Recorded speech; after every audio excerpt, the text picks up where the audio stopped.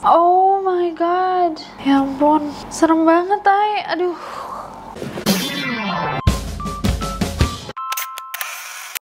Hey guys, it's Nessie and how are you guys? Gimana kabarnya? Semoga masih semangat dalam menjalani minggu ini. Another week, another video. Tapi video yang satu ini guys, lumayan serius.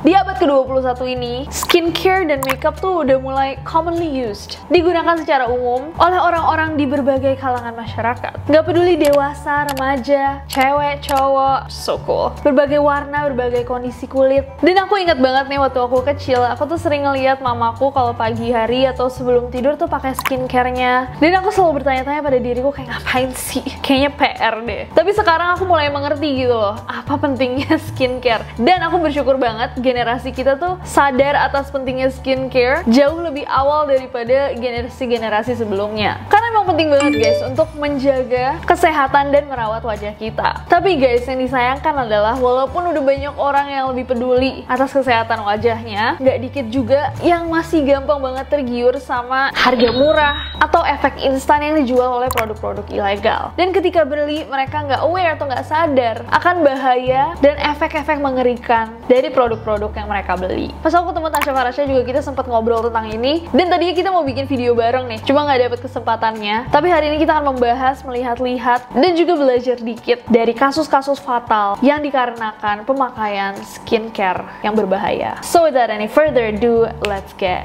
to the list. Kita akan mulai video ini dengan satu kasus keracunan merkuri. Kasus yang satu ini menimpa seorang perempuan. Dia tinggal di Amerika Serikat, berusia 47 tahun, dan ini terjadi di tahun 2019 lalu. Perempuan yang nggak mau disebutkan namanya ini tuh sampai harus mengalami koma dan terancam lumpuh seumur hidup karena dia rutin memakai satu krim pemutih. Jadi awalnya si perempuan ini tuh datang ke dokter dengan keluhan bahwa tangannya dia itu kerasa lemas dan kayak ditusuk-tusuk rasanya. Pas dia pertama kali datang ke dokter itu, dokter juga nggak tahu apa yang sebenarnya salah sama dia. Jadi dia dikasih obat pereda sakit terus disuruh pulang. Tapi karena sakitnya nggak kunjung membaik, bahkan malah tambah parah, perempuan ini datang lagi ke dokter dan bilang, dokter, sekarang bukan cuma tangan saya aja yang lemas dan merasa ditusuk-tusuk, tapi mata saya juga sekarang pandangannya kabur dan saya mengalami kesulitan berbicara. Dokternya akhirnya menyuruh dia untuk pergi ke rumah sakit yang lebih besar di University of California, San Francisco. Dan setelah dicek, ternyata ditemukan kandungan methylmercury yang sangat tinggi di dalam tubuh perempuan itu. Dan setelah diinvestigasi lagi, ternyata methylmercury-nya ini datang dari satu krim pemutih dari Meksiko yang dia gunakan rutin 2 kali sehari selama 7 tahun berturut-turut. Bayangin, 7 tahun ya pakai. Dan efeknya tuh baru muncul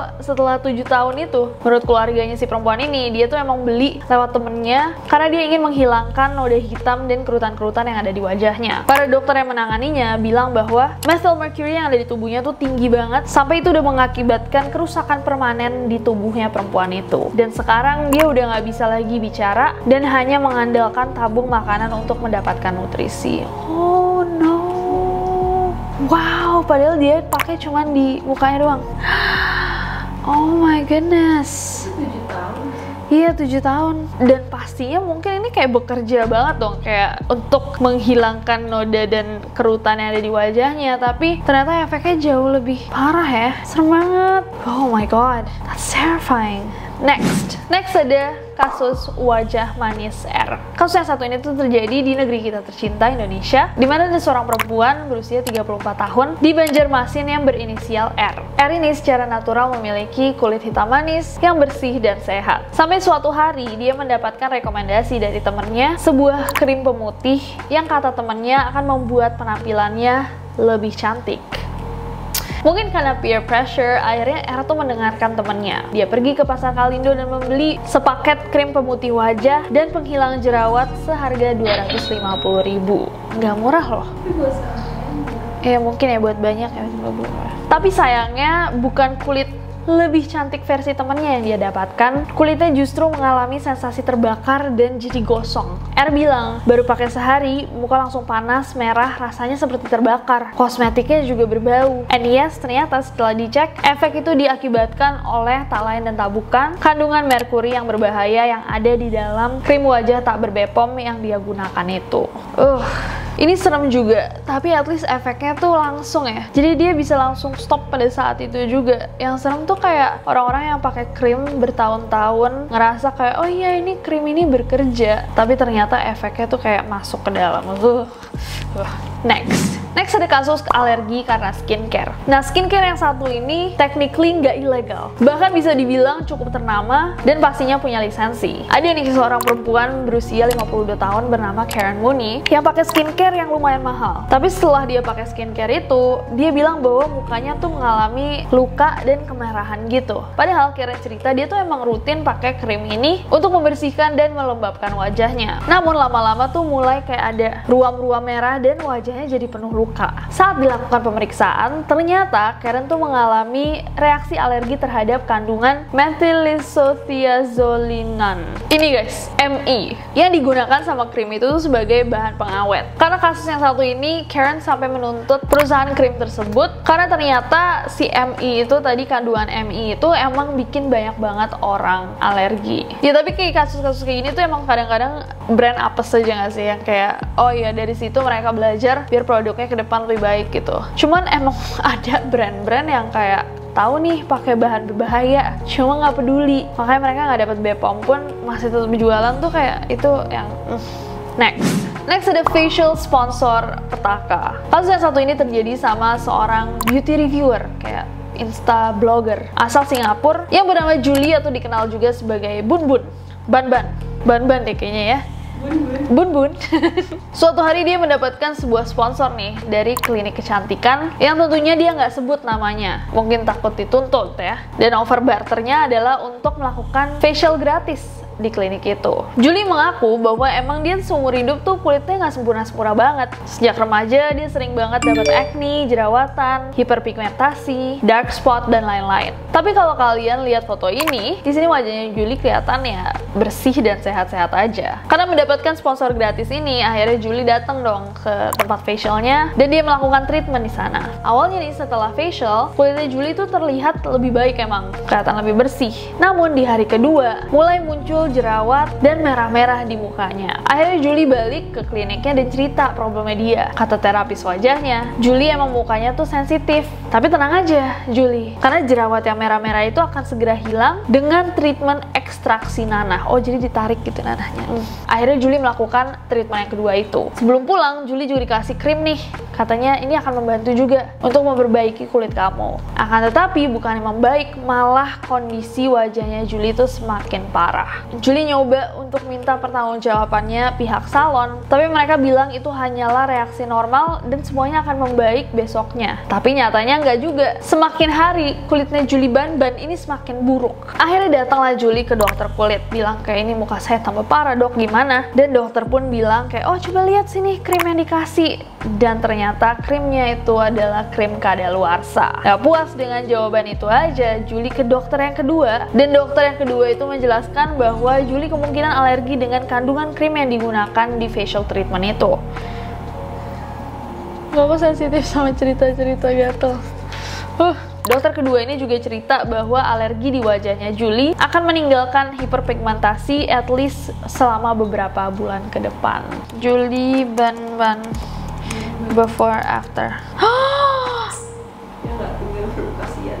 Oh my god, oh my god, oh my god, that's so scary. Ya ampun, serem banget ay. Aduh.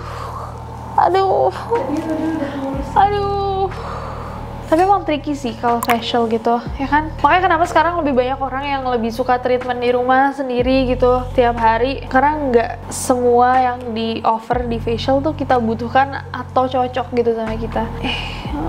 Ngeri banget. Tapi lebih nyeseknya tuh bukan kayak satu-satu muncul kan, kalau orang emang punya problem acne gitu. Itu kan biasanya kayak satu-satu muncul, jadi dia walaupun emang stressful juga, tapi bukan karena satu kesalahan dia benar-benar fatal gitu loh. Kalau ini dia datang ke orang yang tadinya nggak ada problem jadi ada problem. No. Apa yang akan kalian lakukan kalau misalnya kalian Julie ini? Apakah kalian akan menuntut kliniknya? Coba komen di bawah. Next. Oke guys, dan ini adalah kasus yang terakhir. Ini kasus yang paling sering diomongin sih ketika kita ngomongin beauty disaster, ya kan? Kasus ini adalah kasusnya Ratu Elizabeth pertama. Kalau misalnya kalian pernah lihat di internet, ini adalah gambaran dari Ratu Elizabeth pertama yang dikenal dengan mukanya yang katanya seputih porselen karena itu standar kecantikan pada saat itu, dan bibirnya yang merah merona. Namun ternyata guys, kulit putih yang dimiliki oleh Ratu Elizabeth pertama itu dia dapatkan dengan sekali lagi menggunakan merkuri. Jadi yang membuat kulitnya selalu terlihat putih banget itu adalah Venetian Cerusse atau foundation yang terbuat dari cuka dan timah. What? Oh my god. Kalau kalian bingung kayak ngapain sih dia rela segitunya untuk jadi putih boneka gitu? Well, pada era kepemimpinannya Ratu Elizabeth pertama, kulit putih itu dulu adalah standar kecantikan yang dianggap menunjukkan strata atau kelas kalian. Jadi orang putih itu katanya lebih berkelas. Kulit putih juga dianggap sebagai lambang usia muda,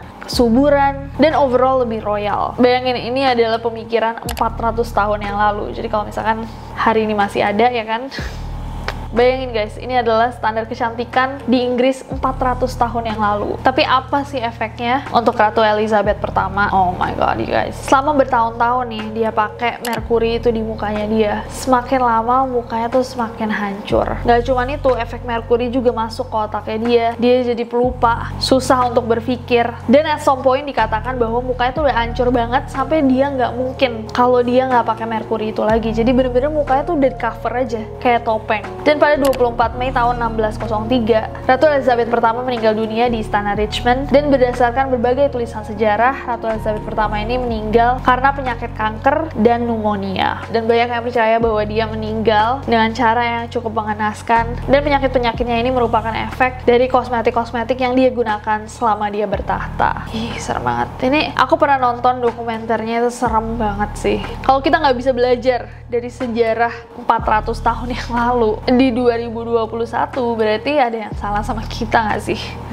Basically setelah kita baca-baca, ada common effects nih, kayak efek-efek umum dari skincare ilegal. Yang pertama biasanya breakout, jerawatan, alergi, iritasi, infeksi, biasanya di kulit, mata, atau bibir. Dan yang paling parah itu adalah kanker kulit. Dan aku punya tips juga buat kalian, gimana caranya sih bisa menghindari skincare yang berbahaya buat kalian. Yang pertama adalah, kalau harganya too good to be true, it is probably too good to be true. Jangan tergiur sama harga yang murah. Kebanyakan produk ilegal itu dijual dengan harga kurang dari setengah harga produk legal yang ber-BPOM. Makanya banyak nih orang-orang yang ngeliat, wah udah murah, efeknya langsung kayak wow, let's go. Yang kedua, jangan beli makeup di tempat yang gak meyakinkan. Kalau misalkan niatnya kalian mau beli produk yang bagus, tetap aja kadang-kadang kalian ketipu sama produk palsu. Nah, caranya gimana biar nggak dapet nih produk palsu-palsu itu? Belilah di tempat-tempat yang meyakinkan, langsung di official website, beauty e-commerce atau online shop yang terpercaya, atau langsung di counter asli. Biasanya kalau di e-commerce tuh ada yang tanda lonceng gitu ya, kalau misalkan official store. Atau kalau misalkan dijual sama toko di e-commerce lainnya, kalian bisa ngecek review-reviewnya dulu. Dan kalau misalkan kalian udah beli dan ternyata palsu, pas datang kalian juga harus banget nih cepet-cepet nulis review biar nggak ada lagi orang lain yang tertipu. It's like we all help each other, you know? Yang ketiga, make sure produk itu memiliki BPOM. Jangan kan beli, aku pun kalau terima misalkan endorsements, aku nggak akan sentuh kalau misalkan belum ada BPOM-nya. 4, ini sedikit PR, tapi kalian harus banget teliti bahan dasar dari makeup yang akan kalian beli. Pastikan nggak ada bahan-bahan berbahaya atau bahan-bahan yang kalian alergi. Itu bahaya banget. Kita belajar dari kasusnya Karen tadi. Dan yang terakhir, please jangan mudah tergiur dengan iming-iming putih instan atau putih yang nggak masuk akal. Karena kita semua guys, itu punya maksimal tingkat kecerahan. Nggak sehat nih untuk maksain kulit kita lebih cerah daripada tingkat maksimalnya, ya kan? So anyways, itu tadi adalah beberapa kasus-kasus fatal yang menurut aku sangat mengerikan dari skincare yang gak legit. Serem banget menurut aku. Cuma karena mau cantik atau ganteng sesuai standar kecantikan yang sebenarnya adalah social construct, gak ada. Harga yang harus dibayar justru adalah kesehatan mereka sendiri. Tapi aku rasa ini penting banget untuk kita tahu sebagai pembelajaran. Tapi kalian gak harus takut nih, kayak abis melihat ini mungkin kayak aku gak mau skincarean. Jangan, karena sekarang udah banyak banget emang skincare yang bagus, terjangkau, dan pastinya aman. Contohnya kayak Something. Thank you by the way Something yang udah mau kolaborasi untuk video ini. Tapi emang aku dan Something tuh setuju banget bahwa orang-orang tuh harus tahu kayak ada efek-efek buruk loh dari skincare yang biasa kalian lihat seliweran di Instagram dengan harga yang sangat murah dan efek yang sangat instan. Kenapa nggak pakai sesuatu yang lebih terpercaya kayak Something? Dan untuk kalian yang pingin banget lebih putih, lebih cerah gitu, tujuan dibuatnya ini nih.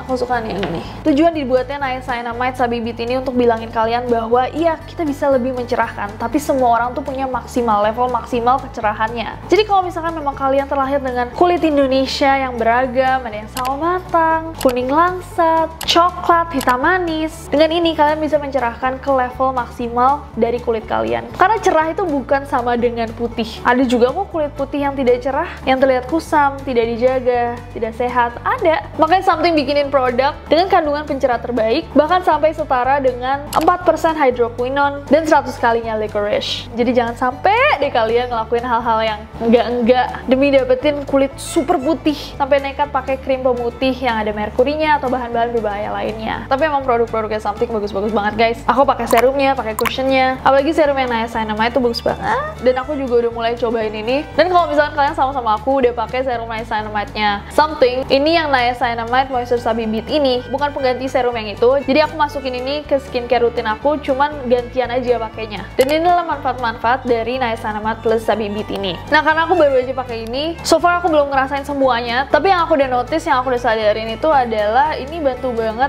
menyamarkan bekas jerawat dan juga bikin cepet banget jerawat tuh selesai. Kalau misalkan kayak aku lama banget sebelum jerawatnya pecah, ini tuh mempercepat. Dan yang paling aku kerasa lembabnya sih. Wajah tuh jadi lembab banget dan juga teksturnya jauh lebih halus daripada biasanya. Tapi emang secara normal kayak kalian pakai dulu sebulan baru bisa kelihatan sih efek-efek fullnya gitu, apakah ngefek ke kalian atau enggak. So aku bakal lanjutin sih pakai ini. Nah, kalau yang aku pakai ini yang 10%, kalau kalian ngerasa bahwa oh muka aku lebih sensitif, ada juga versi 5%-nya, bisa dipakai untuk para bumil, ibu-ibu hamil, dan juga kalian-kalian yang masih remaja. Jadi ini super aman untuk dipakai guys. Dan untuk kalian yang mau coba, Niacinamide Sabi Beat ini udah tersedia di e-commerce dan juga website officialnya Something. Udahlah, yang pasti aja, ya nggak? So sekarang aku mau denger dari kalian mana kasus yang menurut kalian paling menyeramkan dari kasus-kasus yang kita bahas malam ini. Dan aku juga mau tahu apakah kalian pernah mengalami kasus serupa di mana kalian coba atau misalkan orang-orang di sekitar kalian beli kosmetik atau skincare yang sketchy dan stop karena efeknya buruk, atau stop karena sadar bahwa efeknya kadang nggak langsung guys, nggak instan, tapi bertahun-tahun setelahnya baru muncul. Dan untuk kalian yang merasa bahwa video ini penting, please share. Jadi kayak orang-orang di sekitar kita kadang-kadang kan nggak enak ya ketika ada orang yang kita kenal tapi bukan kayak sahabat banget gitu terus beli sesuatu yang berbahaya, kita mau bilang tuh nggak enak. Tapi kalau misalkan kalian share, mungkin mereka tuh bisa sadar sendiri kayak oh iya ya, ternyata berbahaya yang saya lakukan pada diri saya sendiri. Dan semoga semakin lama semakin banyak orang yang sadar, nggak cuma tidak memakai lagi tapi juga tidak menjual produk-produk yang membahayakan orang lain. Aku yakin untungnya nggak sebanding dosanya guys. Please stop. Dan juga guys, komen di bawah ide-ide buat video-video selanjutnya. But other than that, I hope that you guys enjoy this video. Kalau misalkan kalian suka videonya, klik like-nya. Follow aku di Instagram dan Twitter, gampang banget. Nesi Caca, dan subscribe ke channel ini, juga nyalain notification ya, biar kalian tahu kalau misalkan aku upload video baru, karena aku gak sabar buat ketemu kalian lagi. Bye bye.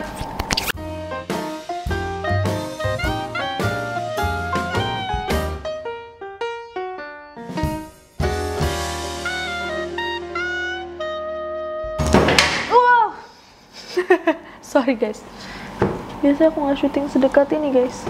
Ini kamu pindahin ke kakak? Tuh. Udah.